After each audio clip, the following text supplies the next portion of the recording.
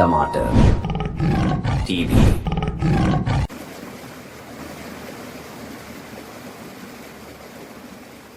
वह देखो चाचा, मेरी नाव देखो सोनू, अपनी नाव का क्या हाल कर दिया उस शेर ने। हाँ मोनू, अगर उस शेर ने हमारी नाव नहीं तोड़ी होती तो हम कब का अपने घर चले जाते। क्या हुआ लोमड़ी, तूने मुझे आवाज नहीं दी? मैं तो तेरी आवाज का इंतजार कर रहा था। क्या वो हिरन नदी के पास नहीं आए हैं?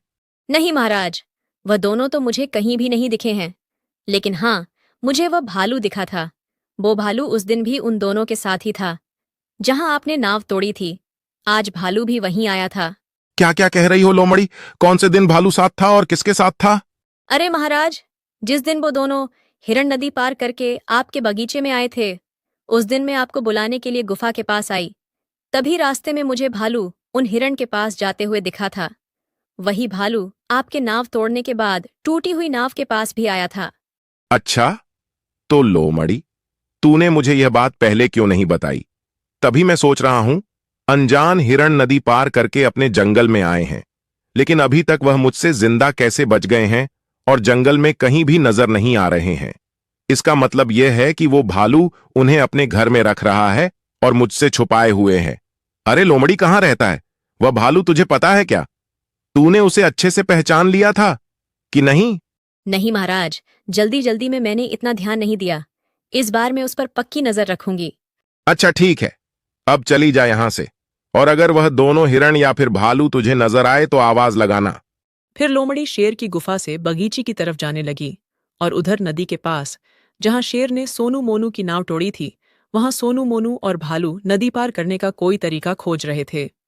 देखो बच्चों, हम तुम्हारे लिए लकड़ी की नाव तो बना सकते हैं, लेकिन उसमें कुछ दिनों का समय तो लगेगा ही। महाराज, जल्दी से नदी के किनारे आ जाइए। भालू और वह दोनों हिरण साथ में ही खड़े हैं। चलो भाइयों, पीछे मत देखना, जल्दी चलो अपने घर। फिर भालू और सोनू मोनू जल्दी से घर चले गए।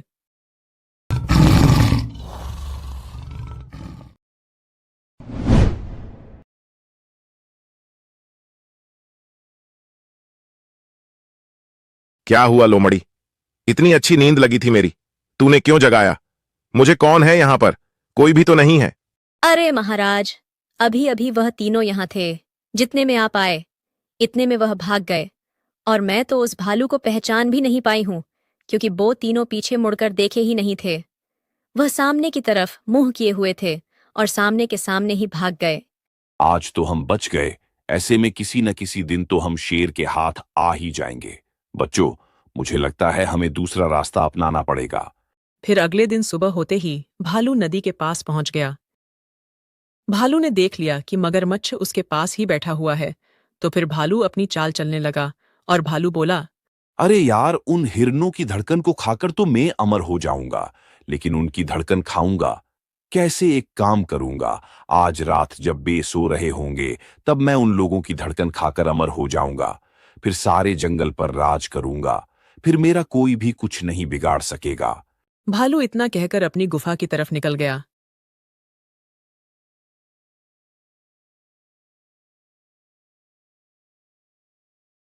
अरे, यह भालू तो हिरणों की धड़कन को खाकर अमर होना चाहता है।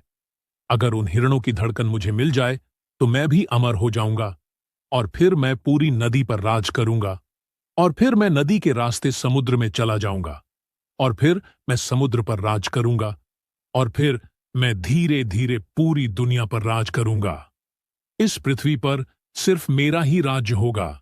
इस जंगल में, इस आकाश में, इस पानी में, सभी जगह सिर्फ मेरा ही राज चलेगा।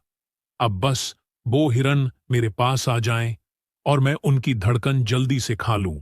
बस फिर तो मजा ही आ जाएगा।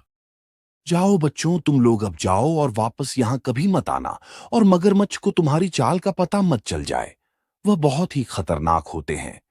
मैंने तुम्हारा आधा काम कर दिया है, अब आधा काम तो मैं स्वयं करना होगा, और इस चाचा को कभी कभी याद करते रहना।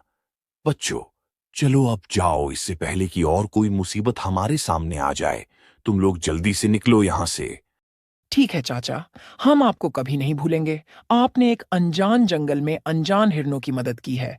अगर हो सके तो आप कभी हमारे वहां आना। वहां पर न कोई शेर है और ना ही कोई खतरनाक जानवर है। आप वहां का माहौल एक बार देख लोगे तो वहीं के होके रह जाओगे। हम आपके बारे में वहां सबको बताएंगे और आप आओगे तो सब लोग बहुत ही खुश हो जाएंगे, बहुत ही खुश। हाँ चाचा प्लीज, आप एक बार वहां आना, आपको मजा आ जाएगा। हाँ, लेकिन 2-3 महीने का टाइम निकाल कर आना, क्योंकि हम लोग आपको 2-3 महीने से पहले तो जाने ही नहीं देंगे। हाँ सोनू मोनू, ठीक है, मैं जरूर आऊंगा। लेकिन बच्चों, अब तुम यहां से जल्दी निकलो, देर मत करो। फिर सोनू मोनू अपने घर की तरफ निकल गए और नदी के पास पहुंच गए। अरे सोनू, अब ये नदी कैसे पार करेंगे हम? हमारे पास तो नाव भी नहीं है, और अगर हमारी मदद कोई मगरमच्छ कर देगा, हम तभी नदी पार कर सकेंगे मेरे भाई। हाँ मोनू भाई, लेकिन इस नदी में तो खतरनाक मगरमच्छ है। वह भला हमारी मदद क्यों करेंगे? मुझे तो नहीं लगता है कि अब हमारी जान बच सकेगी, क्योंकि नदी में मगरमच्छ हैं और बाहर शेर हमें ढूंढ रहा है। चलो मोनू भाई, इससे अच्छा तो हम शेर के बगीचे में चलते हैं। वहीं शेर के बगीचे के मीठे मीठे फल खाएंगे और वहीं शेर के हाथ से शिकार हो जाएंगे। अरे भाइयों, कहाँ जा रहे हो? क्यों इतना परेशान हो रहे हो? मैं सभी मगरमच्छों जैसा नहीं हूं। मैं इस नदी का सबसे अच्छा मगरमच्छ हूं, और मैं किसी की मदद करना सबसे बड़ा पुण्य का काम समझता हूं। मेरे हिरण भाइयों, उदास मत हो। मुझे पता है उस शेर ने तुम्हारी नाव को तोड़ दिया है, ताकि तुम अपने घर कभी नहीं जा पाओ, और इस जंगल में वह शेर तुम्हारा शिकार कर ले। मैं तुम्हारी मदद करूंगा। तुम मेरी पीठ पर आ जाओ और मैं तुम्हें तुम्हारे घर तक छोड़ दूंगा। मेरी पीठ पर तुम्हें कोई भी खतरा नहीं होगा। तुम आराम से बैठे रहना। बस 5 मिनट की बात है। आओ, चलो मेरे साथ। मगर की ऐसी बात सुनकर सोनू और मोनू दोनों बहुत ही खुश हो गए और मगर की पीठ पर बैठ गए और अपने घर जाने लगे। तभी बीच रास्ते में मगर रुक गया तो सोनू बोला, अरे मगरमच्छ भाई, क्या हो गया है? थक गए हो क्या आप? बस थोड़ी दूर ही तो रह गया है मेरा घर। चलो मगरमच्छ भाई, थोड़ा और चलो। ना जीना, अब ना चलना। अब तो मैं तुम दोनों को खाऊंगा। बस मेरा काम हो जाएगा। मैं तुम दोनों को नदी पार कराने के लिए नहीं आया था। मैं तो तुम्हारा शिकार करना चाहता हूं। अब बस यह बताओ, सबसे पहले कौन मेरे पेट में जाएगा? तुम दोनों जल्दी डिसाइड कर लो। सोनू और मोनू को तो पता ही था कि आगे चलकर क्या होने वाला है, इसीलिए वह डरे नहीं। लेकिन उन्होंने थोड़ा डरने का नाटक किया और उनमें से मोनू बोला, अरे मगरमच्छ भाई, ऐसा मत करो। मेरी माँ मेरा इंतजार कर रही है। हम लोग बहुत दिन से इस जंगल में छिपे हुए थे। आज तुम्हारी वजह से हमारे चेहरे पर खुशी आई है। प्लीज, ऐसे में तो कभी कोई किसी पर विश्वास ही नहीं करेगा, और वैसे भी हम दोनों में आपका हो ही क्या जाएगा? आपकी भूख भी नहीं मिटेगी हम दोनों में, तो प्लीज मगरमच्छ भाई, हमें जाने दो। भैया, तुम दोनों का प्यार देखकर तो मुझे भी ऐसा लग रहा है कि तुम्हें तुम्हारे घर सुरक्षित छोड़ दूं। लेकिन हिरण भाइयों, मेरी भी कुछ मजबूरी है। मैं पेट भरने के लिए तुम्हारा शिकार नहीं करूंगा, लेकिन मेरी एक जरूरत है। उस जरूरत के लिए मुझे तुम्हारा शिकार करना ही पड़ेगा। अब तुम लोग मुझे इमोशनल मत करो। जल्दी से फैसला करो, किसका शिकार पहले करूं? हाँ ठीक है भैया, लेकिन मुझे अपनी जरूरत तो बता दो, हमें भी तो पता चले। अरे, तुम्हारे अंदर जो धड़कन है ना, मैं वह धड़कन खाकर अमर होना चाहता हूं, और वह धड़कन तुम दोनों के अंदर ही मुझे मिलेगी और तुम्हें खाऊंगा। नहीं तो तुम्हारी धड़कन कैसे खा पाऊंगा? अब तुम ही बता दो।